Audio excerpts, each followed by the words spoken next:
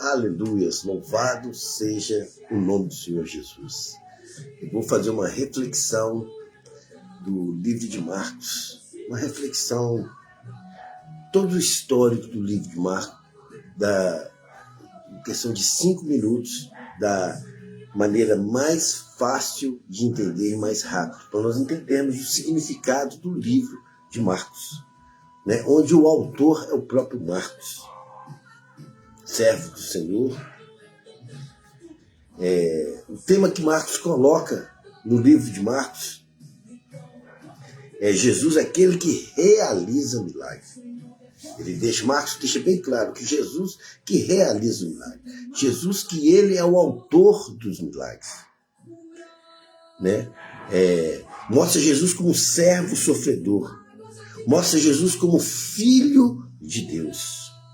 O contexto histórico do livro de Marcos, entre os 4 evangélicos, Mateus, Marcos, Lucas e João, a narrativa das boas novas de Cristo.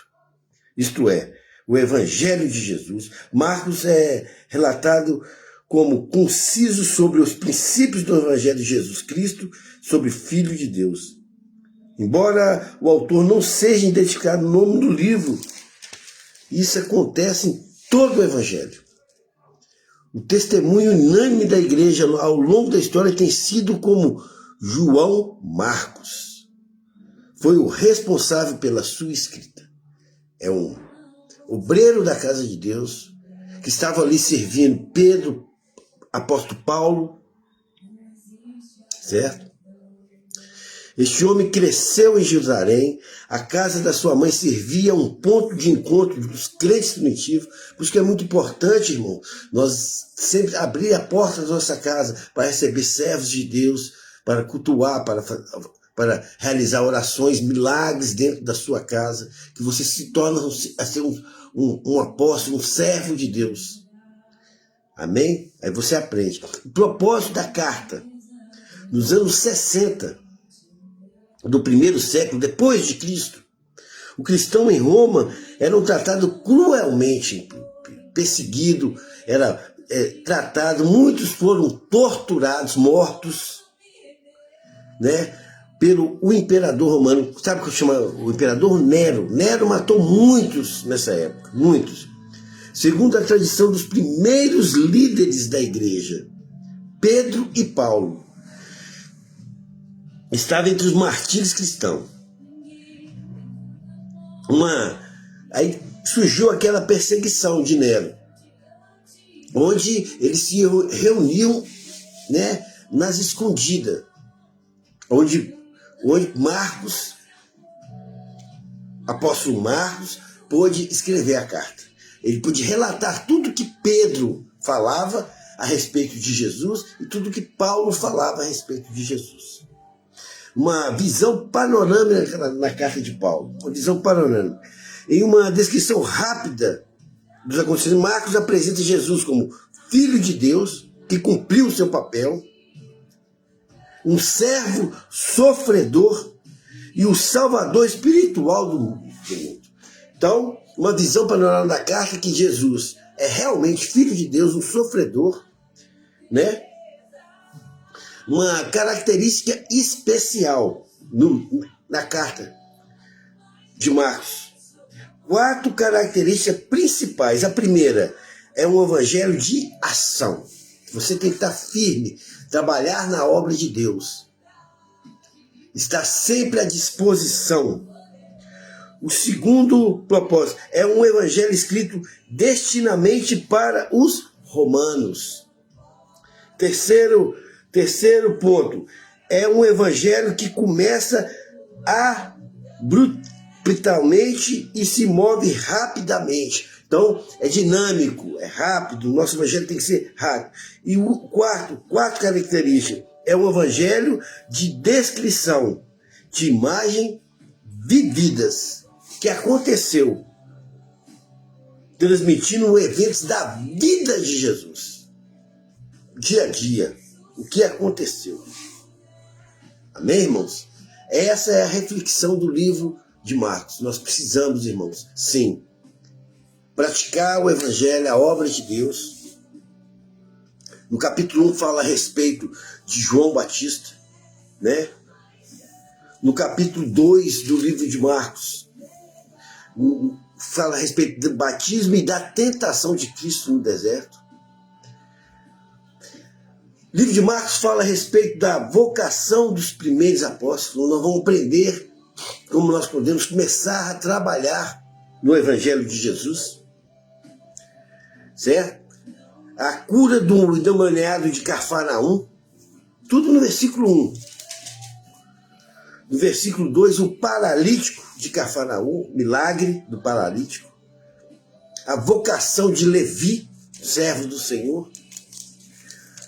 O livro de Marcos fala a respeito do jejum, que é necessário, irmão, o jejum, para nós nos santificar, ficarmos preparados para as ações e as ciladas dos inimigos em nossa vida. O livro de Marcos fala que Jesus, ele é o Senhor que sabe, não é a religião, não é a doutrina, mas sim, Jesus, ele é o Senhor do sábado. Explica para nós que Jesus é o Senhor do sábado. Aí no capítulo 3 fala a cura de um que tinha uma das mãos mirrada, fala a respeito dessa cura. Fala a eleição dos 12 apóstolos, a eleição dos apóstolos de Cristo, como é que Cristo selecionou, você aprende. Fala das blasfêmias dos escribas, né? Hoje nós somos perseguidos, somos blasfemados pelo mundo, somos criticados. Jesus ensina a nós combater essas blasfêmias. Fala sobre da família de Jesus Cristo, no capítulo 3. E no capítulo 4 fala a respeito da parábola do semeador, né? Que ela é muito importante. As parábolas, aí começa as parábolas, meu irmão. A partir do capítulo 4 começa as parábolas. Parábola da candeia, a parábola da semente, a parábola do grão de mostarda. Jesus apazigua a tempestade, né? Quantas tempestades que nós temos na nossa vida?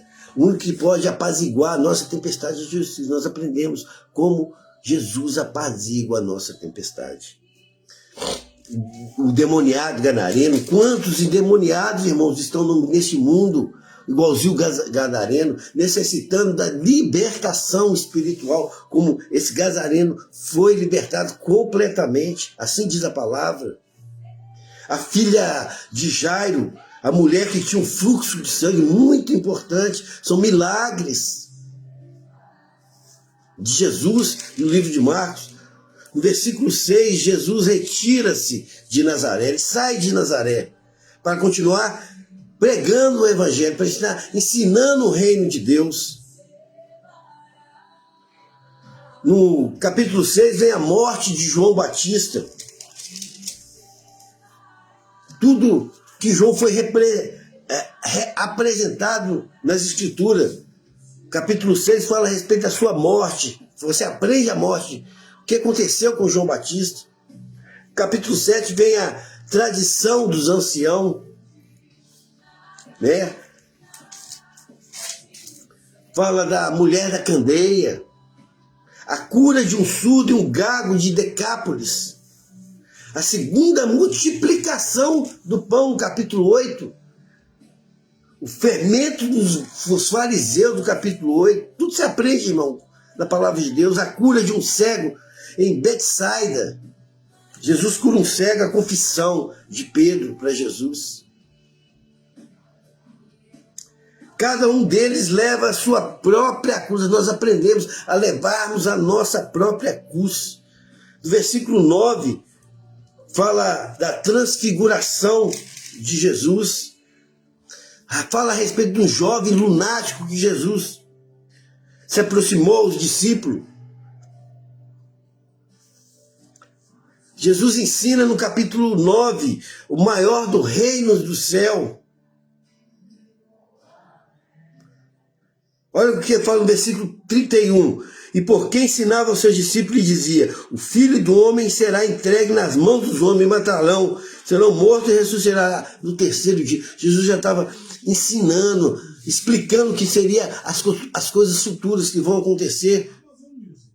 A ressurreição dele no terceiro dia. Aleluia, glória a Deus. Jesus fala muito importante isso, irmão, quem não é contra nós, é por nós. Não brigue com as pessoas. Você está do lado de Cristo, do lado de Jesus. Tudo no capítulo 9, capítulo 10, fala do divórcio que está acontecendo em todas as nossas igrejas, com pastores, com obreiros da casa de Deus. Nos ensina a viver a respeito dos divórcios que estão acontecendo. Jesus abençoa, no capítulo 10, depois que ele fala do divórcio, ele abençoa as crianças. No capítulo 10, o pedido dos filhos de Zebedeu para Jesus, o cego de Jericó, quem não conhece no capítulo 11, o cego de Jericó, que foi ter com Jesus, Jesus curou, a entrada triunfal de Jesus em Jerusalém. Jesus fala também no capítulo 11, a figueira seca, a purificação do templo. É muita informação no livro de Marcos, meu irmão, muitas informações. No versículo 13, o sermão profético do princípio das dores. Versículo 14, a consulta do sacerdote. Versículo 14 fala do Getsemane também. Versículo 5 é onde Jesus se encontra com Pôncio Pilato, no capítulo 15. No capítulo 16, a ressurreição de Cristo. Onde podemos aprender os sinais dos crentes, esses sinais. Marcos capítulo 16, olha só o que fala, no capítulo 16 a respeito da ressurreição e aparição de Jesus depois da ressurreição. Sinais dos crentes, quais são os sinais? Marcos 16, versículo 17, vamos finalizar, 17 e 18. E esses sinais seguirão os que crerem. Em meu nome expulsarão demônios. Você está tendo esse sinal? Falarão novas línguas. Pegarão nas serpentes e beberão algumas coisas mortíferas. Não lhe fará dano algum. E imporarão a mão sobre os enfermos e o curarão. Essa reflexão que nós fizemos no livro de Marcos, irmão, nos ensina a nos prepararmos para grande arrebatamento de Cristo.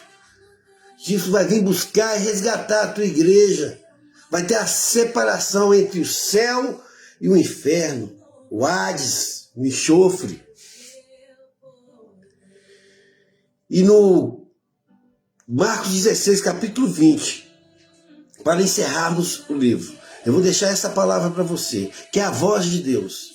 E eles, tendo partido, pregaram por toda parte, cooperando com eles o Senhor e confirmando a palavra com os sinais que o seguiam. Amém. Irmãos, ide pregar o evangelho para todas as nações, batizando em nome do Pai, do Filho e do Espírito Santo, nos tornando discípulos de Cristo, servos de Deus. Precisamos nos separarmos em oração diariamente.